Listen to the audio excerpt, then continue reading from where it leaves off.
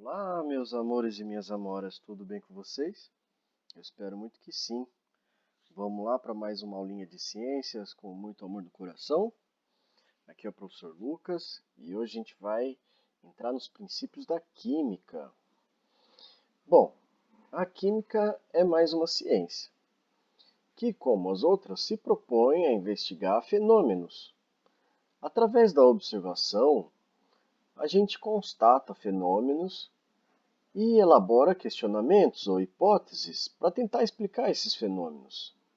E a partir daí, quando a gente tenta testar as hipóteses, a gente está procedendo o modelo científico de investigação. O que é um fenômeno? Fenômeno poderia ser usado como sinônimo de uma transformação. E a gente tem transformações físicas e transformações químicas. Esse é um assunto bastante cobrado em vestibulinhos por aí, como o da ETEC, que é aplicado ao final do nono ano, para ver quem quer fazer o ensino médio junto com o ensino técnico. O fenômeno químico é sinônimo de reação química, e a gente também pode usar o termo transformação química para se referir a eles. Nos fenômenos químicos, a gente tem a formação de novas substâncias que antes não existiam. Então, o que existia antes se transforma numa coisa nova, e o que existia antes deixa de existir. É uma reação química. Por exemplo, um prego enferrujando, um bombril enferrujando. A ferrugem é o óxido de ferro, e antes você tinha ferro. Quando ele reage com o oxigênio do ar, é formado o óxido de ferro, uma substância nova, portanto. Um palito de fósforo queimando é um exemplo de reação química que a gente chama de combustão. Todas as queimas são reações químicas. Libera luz, libera calor, liberam-se gases. Tá? Outro exemplo de situação em que acontece reação química é na geração de energia elétrica a partir de pilhas e baterias.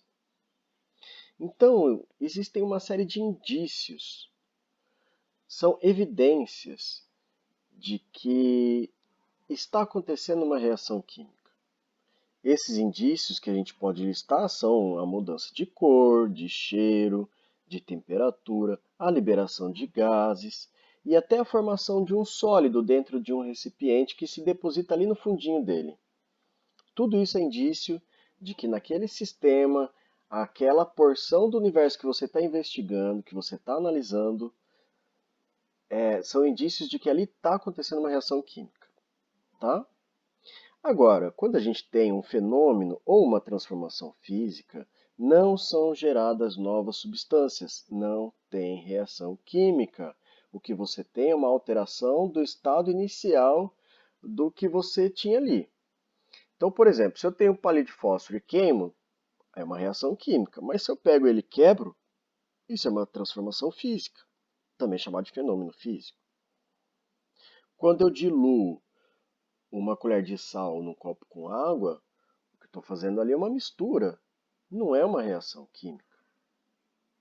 Quando eu coloco água líquida no freezer para congelar e formar gelo, é uma mudança de estado físico, então é um fenômeno físico, não tem reação química ali.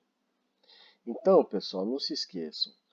Exemplos de fenômenos físicos são quando você tem deformações dos materiais, mudança de estado físico e também as dissoluções ou diluições, tá bom? Outros exemplos para vocês. De fenômenos químicos, queima do papel. Quando você queima o papel, você tem ali uma reação química, mas se você simplesmente amassa o papel, isso é um fenômeno físico. A ferrugem que se forma em metais é uma reação química, então é um fenômeno químico. A geração de energia em pilhas e baterias também se deve a uma reação química, portanto, é um fenômeno químico. O fermento químico que é usado para fazer bolo, ele também é um exemplo de fenômeno químico. Ali Quando a fermentação acontece na massa, é uma reação química que libera um gás. Esse gás deixa a massa fofinha, porque fica aprisionado ali. É o gás carbônico. O fermento químico, bastante conhecido como pó royal, hoje em dia tem outras marcas, né? Ele é basicamente bicarbonato de sódio, tá? Mas existe um outro fermento que a gente chama de fermento biológico. Ele pode existir em duas formas. Ou tabletes, que a gente guarda na geladeira, porque ali o micro-organismo está vivo, são microfungos chamados leveduras. Mas hoje em dia tem também na forma de um pozinho.